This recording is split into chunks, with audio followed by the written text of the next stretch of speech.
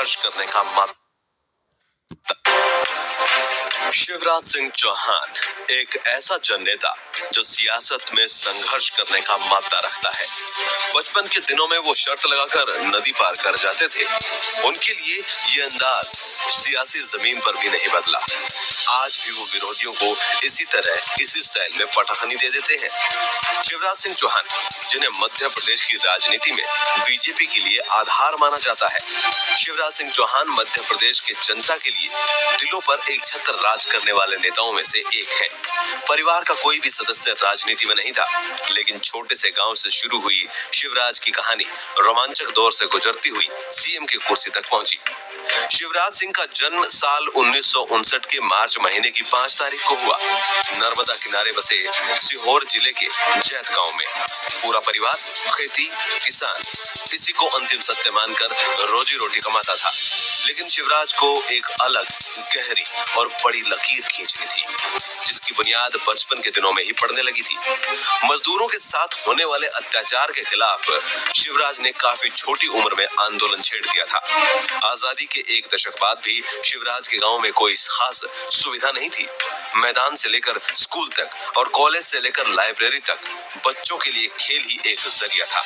नर्मदा नदी में तैराकी। परिवार वालों ने पढ़ाई लिखाई की सुविधा से महरूम गांव से दूर शिवराज को भोपाल भेज दिया। चाचा की देखरेख में पढ़ाई शुरू हुई। एक तरफ पढ़ाई तो दूसरी तरफ नेतागिरी। शिवराज दोनों काम करने लगे। 10वीं में शिवराज ने जीवन में पहली बार कोई चुनाव लड़ा।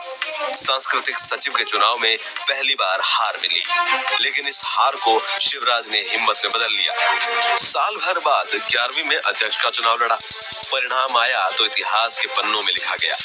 ये बुनियाद थी भविष्य के एक बड़े नेता बनने की। ये साल था 1975 का। देश में आपातकाल लगा हुआ था। शिवराज इसके विरोध में प्रदर्शन करने वालों में से थे। नतीजा ये हुआ कि उन्हें जेल जाना पड़ा। शिवराज सिंह के परिवार के लोग उनके भविष्य को लेकर काफी चिंतित रहते थे। धीरे धीरे स्कूल में शिवराज सिंह की सियासत चर्चा में रहने लगी। पहली हार के बाद पढ़ाई से ज्यादा शिवराज अपनी सियासत में ध्यान देते रहे। परिवार वालों की चिंता बढ़ती जा रही थी, पर ऊपर वाले को कुछ और ही मंजूर था। शिवराज स्कूल में कभी फेल नहीं हुए। अच्छे नंबरों से स्कूल कॉलेज में डंका बजाते रहे। दूसरी तरफ राजनीति में भी गाड़ी चल पड़ी थी। शिवराज सिंह ने बरकतुल्लाह विश्वविद्यालय भोपाल से एमए की पढ़ाई की और स्वर्ण पदक जीता। वो शुरू से ही धैर्य के साथ सियासत करते थे। साल 1977 आते आते शिवराज सिंह आरएसएस से जुड़ गए। ये वही साल था जब उन्हें अखिल भारतीय विद्यार्थी परिषद के संगठन मंत्री की जिम्मेदारी दी गई। इसके बाद कई साल तक अलग अलग पद पर शिवराज सिंह चौहान संगठन और पार्टी से जुड़े रहे। भाषण की कला में शिवराज सिंह स्कूल के दिनों में ही निपुण थे। स्कूल के बाकी छात्र उनके बोलने की कला को देखकर पहले से अचंभित रहते थे। बाद में वे सब इसके अभ्यस्त हो गए।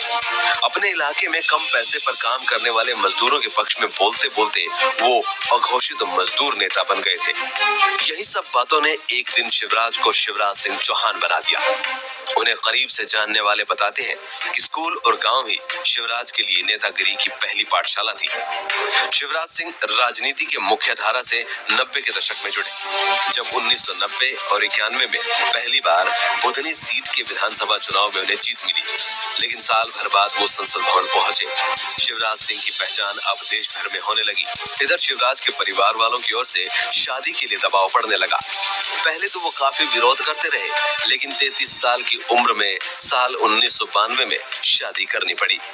कहते हैं कि बहन की जिद पर शिवराज ने यह फैसला लिया। शादी के बाद 1996 में शिवराज को विदिशा से पार्टी ने टिकट दिया। यहाँ भी शिवराज को जीत मिली। इसके बाद भी वो 2 बार शिवराज इस पार्टी से जीतते रहे। इस दौरान शिवराज प्रदेश भर में अपनी पकड़ को मजबूत बनाने में लगे रहे। साल 2004 में जब देश में बीजेपी को करारी हार मिली, उस वक्त भी विदिशा सीट से शिवराज ने जीत का पताका फहरा दिया।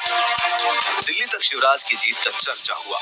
ये उनके बढ़ते कद का परिणाम था। इसके बाद साल 2005 में उन्हें एमपी बीजेपी का अध्यक्ष बना दिया गया। मध्य प्रदेश में बीजेपी के लिए सबसे कठिन वक्त था। उमा भारती की नाराजगी के बाद पार्टी को संभालने वाला कोई नहीं था जिसके नाम पर कोई विवाद ना हो।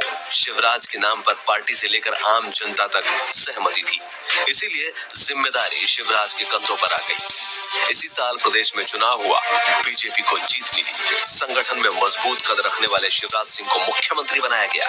ये उनके लिए पहला तजुर्बा था। प्रशासनिक तजुर्बे की वजह से ही शिवराज के नाम पर सबकी सहमति बनी। शिवराज इस जिम्मेदारी पर बिल्कुल खरे उतरे। निषद शब्द और सरल व्यवहार के साथ शपथ लेते ही नए नवेले सीएम साहब प्रदेश की स्थिति को सुधारने में लग गए। कांग्रेस की सरकार से त्रस्त जनता को शिवराज का प्यार रास आया। प्रदेश भर में बिजली, पानी, सड़क की हालत सुधरने लगी। एक नेता के लिए जनता का विश्वास ही सबसे बड़ा होता है। इसी विश्वास के आधार पर दूसरी बार भी शिवराज सिंह मध्य प्रदेश के सीएम बने। 2008 में सीएम बनने के बाद शिवराज ने अपने पद और पार्टी और अपनी छवि को इतना मजबूत कर दिया कि जनता भले ही बीजेपी के विरोध में बात करे, लेकिन शिवराज के पक्ष में बातें करने लगी। एक के बाद एक कई लोक कल्याणकारी फैसलों से शिवराज की लोकप्रियता बढ़ने लगी। आम लोगों में उनकी पकड़ इस कदर बढ़ गई कि एमपी जैसा बड़ा सूबा शिवराज को लगातार तीसरी बार जीत देकर गया। हालांकि कुछ एक मौकों पर जरूर ऐसा हुआ जब शिवराज सिंह को विरोधियों ने बुरी तरीके से घेरा, लेकिन रणनीति बनाने में कुशल शिवराज इससे बचते रहे। 2 बच्चों के पिता शिवराज सिंह चौहान प्रदेश के हर एक लोक संस्कृति में खुद की सहभागिता को दिखाने में नहीं चूकते। आम लोगों के बीच रहकर ही राजनीति को आगे बढ़ाने से अब तक शिवराज को काफी फायदा मिला है। कई चुनावों में देखा जा रहा है कि उनकी पत्नी बेहतरीन मैनेजमेंट का नमूना पेश करती है। प्रदेश की जनता के साथ उनके प्यार को शिवराज अच्छे से बांटना जानते हैं। 3 बार किसी प्रदेश का सीएम होना वाकई बड़ी बात है। हर चुनाव में जीत के बाद शिवराज सिंह का कद बढ़ता चला जा रहा है और लगे हाथ उनकी जिम्मेवारी भी। वैसे भी जनमत के फैसले का सम्मान नहीं करना इतिहास में कई नेताओं को भारी पड़ा है।